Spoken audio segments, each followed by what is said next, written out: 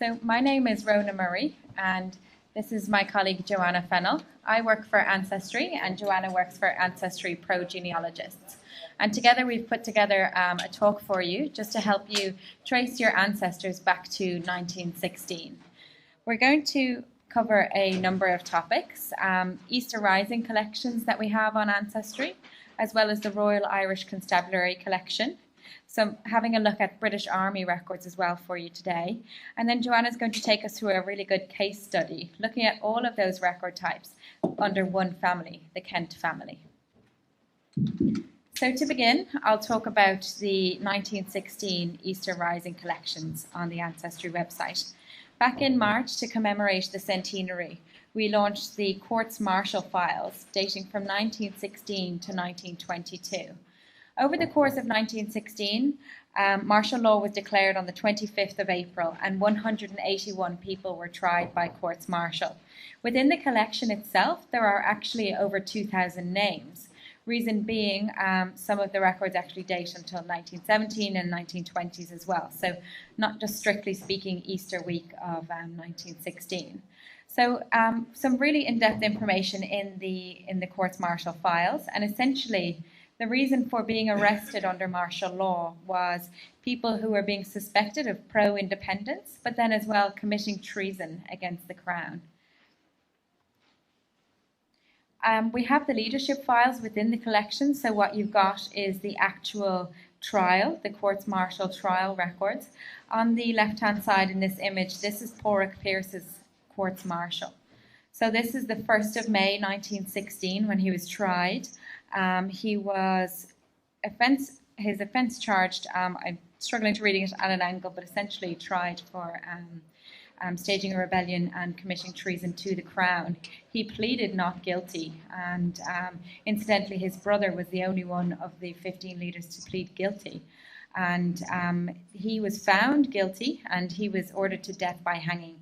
And what you've got on the right-hand side with the word confirmed is the very fact that the British Army did actually execute him, by firing shot, I should say.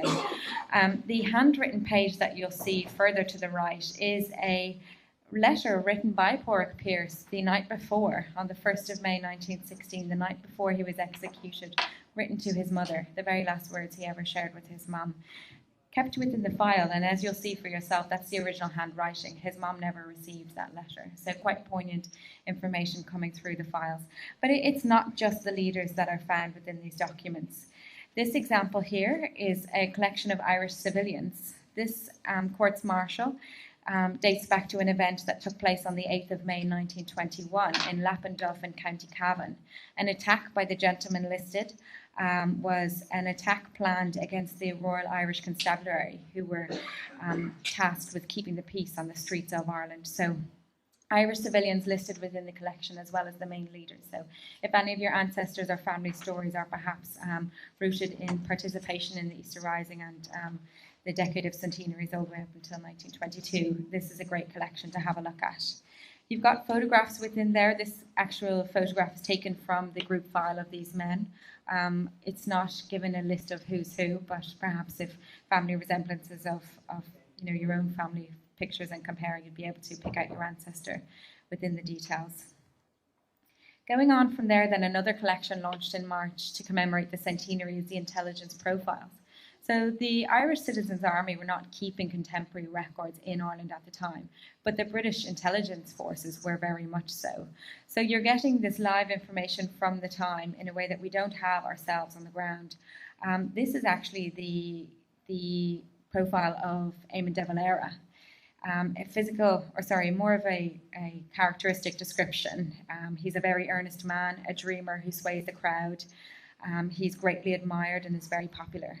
So just some really interesting insights from the British Army and British intelligence forces trying to understand who's who on the ground and who is making what movements. But again, on the flip side of that, within the collection, you've got 2 post office men from Kappa White in County Tipperary, suspected of drilling and kind of rising up men in their area to overthrow the Crown and lead to the formation of the Republic of Ireland. So far and wide, not just the main people we've been hearing about perhaps all year, and an opportunity for you to link your own ancestors back to 1916. In addition to that, we do a web search collection, which is an index on Ancestry and then linking out to the Irish military archives. And this is essentially, I guess you could say, the Irish version of what happened on the ground. And as I mentioned, we didn't have contemporary records. So the Irish military service pension collections, the information was gathered in around late 1920s, 1930s onwards. And essentially, people were tasked with the job of asking men who were involved, who else was with you, who was standing with you side by side, and trying to put together a list of the Irish people that were fighting on the ground at that time, and then see whether or not they were eligible for a pension for the service that they gave. This is Christopher Poole. This is my great-granduncle.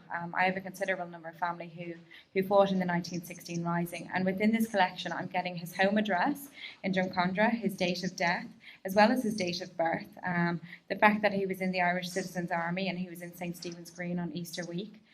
He was answering to Michael Mallon, and he himself was a captain in the Irish Citizens Army.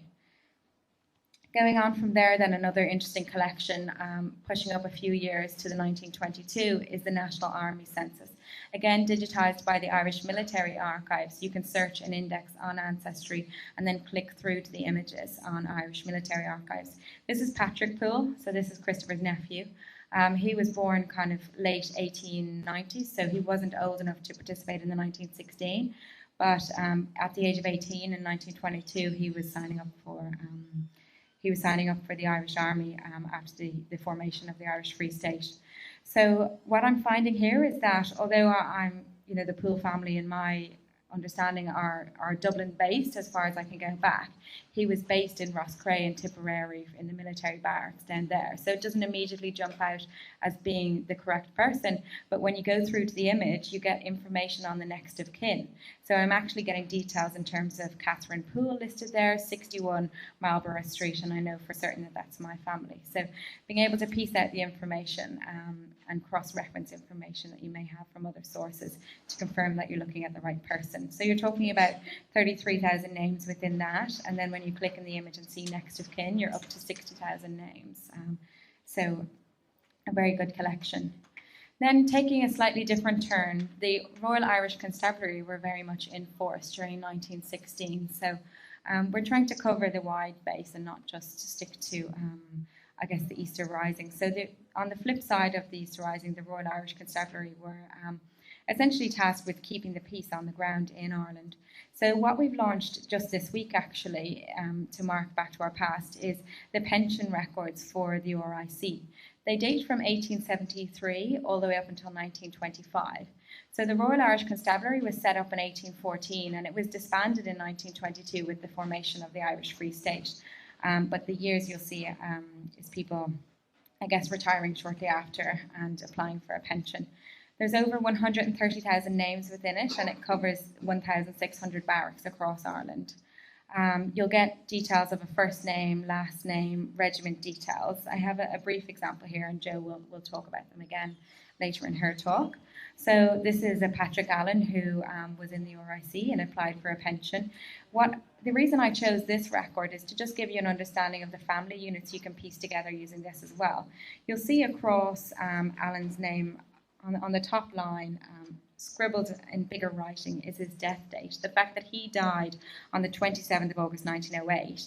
And over on the right-hand side of the image, I'm then getting further information that the pension was continued to be paid by the family and it was given to his brother. So James Allen then started to receive the pension of Patrick Allen. So I'm being able to piece together that and build a family unit. So Jo's now going to jump in and talk to us about the Kent family and try to give us an understanding of their role within the British Army as well as the RIC and 1916 itself. So thank you. Thank you, Rhona. My name is Joanna Fennell, and as Rhona mentioned earlier, I work for Ancestry ProGenealogist, which is the professional research branch of Ancestry. We're actually giving free consultations at the Ancestry stand over the next few days. So if you have a brick wall question, feel free to come down and sign up for a consult with one of our experts. So I've decided to take a look at the Kent family. So I'm going to show you how you can construct an online tree on Ancestry using a lot of our free records. So this is one that I was able to construct quite quickly using Ancestry's online tree and set of hints. So this is the Kent family. So we're going to start by looking at James C. Kent, who was a head constable in the RIC. So here's an example similar to the one Rhona showed you a few moments ago. So you can see that it relates to James C. Kent, who enlisted in 1862. He was born in County Tipperary. He enlisted at the age of 21, and then he was pensioned at the age of 51. Other details include that he was given a pension of £91 per year, and it also then notes obviously the date of his death, which was 17th of March 1912. And as Rhona said, there's a lot of biographical information there about the family. So you've got 3 executors named, so his sons Michael J, Edward T, and Richard Kent. So the principal reason I've selected this family is that the second youngest son, I think, was Edward Thomas Kent, better known as Eamon Kent, who was one of the signatories of the Proclamation of the Irish Republic. So I've just constructed a brief timeline here. This is using Ancestry's online tree. So I've been able to locate various records for him. So you can use our Irish civil records indexes to kind of construct a family tree. You can add a date of birth, date of death. And then I've also included several of the web search records that we have. And these are actually free, so you don't need an Ancestry subscription to actually search through these. So these include the Find a Grave Index, Calendar of Wills and Administrations. Those are records which come from the National Archives of Ireland, and they include details such as executors and addresses, as well as date of death. And then, of course, the 1901 and 1911 censuses are linked up to the tree here. So what you do is you would click on the button, and that will actually direct you to the image hosted on the National Archives website. And as well as that, I've also included an entry from the Military Service Pension Index. So again, you'll click on that, and that will take you through to the original image on the Irish Military Archives website. And there's a huge amount of information there, obviously, for anyone who was involved in 1916. And this is an example of Eamon Kent's record from our courts martial file. So again, in the fourth column, you'll see that he's been found guilty, and then death by firing squad has been confirmed. And that was the 8th of May 1916. So I'm going to focus a little bit now on British Army records. And to put it in context, we're going to take a look at Eamon's eldest brother, who was William Lehmann Kent. And he was actually a career soldier in the British Army, but also served in the First World War. So I've got a list here of some interesting databases which are on Ancestry for researching military ancestors. There's a handout here if you'd like to take one after, so there's no need to take notes on this particular slide. So first of all, obviously, you'll be interested in taking a look at British Army service records. This is a great collection now. I'll show you an example just after this. There's also medal roll cards. So anyone who was on active service will feature in this index and may have earned more than one medal depending on what field they were in. We'll also have pension records, and one of my favourite sources is the fourth one here. It's the World War I War Diaries, and these have recently been released on Ancestry.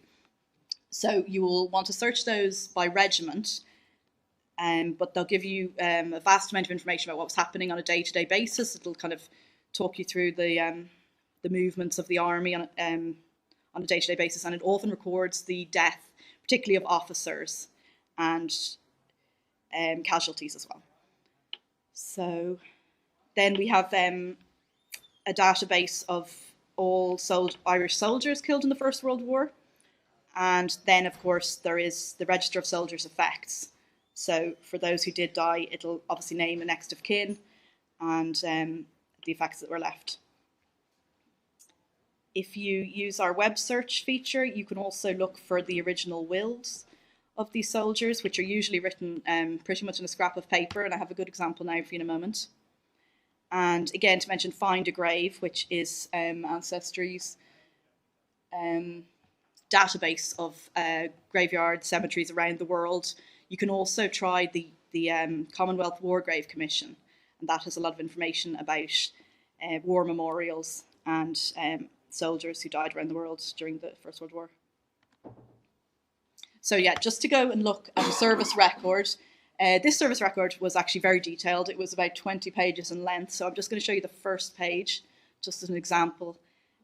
So what you can see here is William Lehmann Kent, and it'll give you his place of birth, which is Buttevant in County Cork.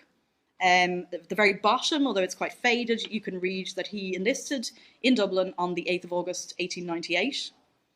He served in the South African War. And if you were to flick through about 3 pages, you'll get some information such as he was awarded the Queen's South Africa Medal, as all people who served there were. And the clasps that he was able to claim were for the Transvaal campaign, the relief of Ladysmith, and Lang's Neck. So if you're interested in the Boer War, you can kind of trace his involvement there. And just finally, I've put a quote from the text. This was actually relating to his personality, and so he was described as sober, honest, trustworthy, and intelligent. So you'll find a lot of information in these. There's copious notes on his medical history and so on, description of his physical appearance, and yeah, obviously also there's quite a lot of detail on his family members. So if you're to look here on the left-hand side, this is a copy of William's medal roll. So it tells us his regiment number, that he served with the Royal Dublin Fusiliers, and that he was awarded the Victory Medal and the British War Medal. On the right-hand side, now this actually is a record for my own family, because unfortunately William Kent is blank on the back, but if you do happen to be looking for an ancestor who survived the war, you may find notes such as the ones you can see here. So it tells you the date that medals were applied for, clasps were applied for, and then it'll give you the address, obviously, to which they were sent. So this is an example of the Soldiers' Wills collection from the National Archives, which you can access through our web search feature. On the left, you have the informal will form, and then on the right, you've just got a very brief passage written there that, so it says, all personal belongings and anything else I possess, I leave in the event of my death to Mr. Henry Grimes of number 1 Drynan Street, Cork. And that's dated the 12th of April 1917. So we move on here to another record from our collection of registers of soldiers' effects. We can see that William is a company sergeant major. He was with the 1st Battalion of the Royal Dublin Fusiliers. And although it doesn't say it here, the record that follows proved that he was actually killed at Monchy during the Battle of Arras, and that was on the 24th of April 1917, which incidentally was the first anniversary of the Easter Monday of the 1916 Rising. And then just above that to the right, I've just included a small snippet, which is from the database of Irish soldiers killed in the First World War. So again, that tells you the regiment number. It'll tell you killed in action. Usually it'll just say France or Belgium, and the date, and then it says the place of birth, but it doesn't include any other family information. But you can use all these sources to piece together a family tree. And finally, I just wanted to show you this extract from the War Diaries. This is a collection that recently went live on Ancestry. It's very interesting. Now, you can search by regiment, but you can't search it particularly well by name. So really, it's kind of a browse function. There's fairly good coverage of the War Diaries. So in this particular instance, I was able to track down the diary for April 1917 for the Royal Dublin Fusiliers. And so in the yellow, I've highlighted the entry that actually relates to the 24th. And I've just put a quote there. I'll just read it to you. So basically, the gist was that 2 companies were sent out, and then they were unsupported by the artillery, and they were well, according to the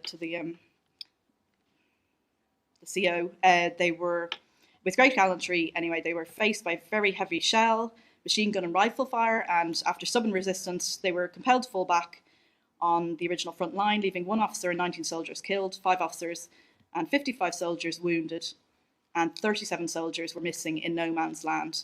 And so this is a good example where there's quite specific information. Unfortunately, there are very few names included in this. There were a few officers' names, but generally the soldiers weren't named in these diaries per se. But definitely can give you a lot of background about what's happening on a particular day. I think we often talk about a number of different collections when we go through presentations at these types of events, but it's important to then help you as a user to find the collections when you go home. So what we have on the Ancestry website is something called a military hub. If you go to Ancestry homepage, you'll see within the actual sort of Ancestry news section a military hub button. And it's possible to click into the military hub and see a list of all of the military records that we've listed here today. You'll see the latest listings coming up on the left-hand side, and then over on the right-hand side, you can actually browse by time period if you want to look at First World War, for example, Second World War, and the likes. And another interesting way into the collection is using the card catalogue.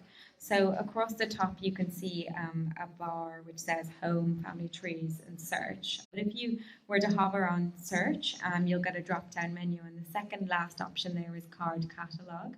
The card catalogue gives you a list of every single collection in the Ancestry database. So within the card catalogue, you can type in a keyword of First World War, for example, intelligence profiles, courts martials, and being able to pull up the collections so that you can go in and search for them yourself. Joanna very kindly put together a handout for yourselves as well to take away a list of all of the databases and the names of how we refer to them on Ancestry. So being able to go into the card catalogue then, armed with the names of each collection that we've talked about here today, will enable you to trace your ancestry back to 1916. Thank you very much. Take care. Bye-bye.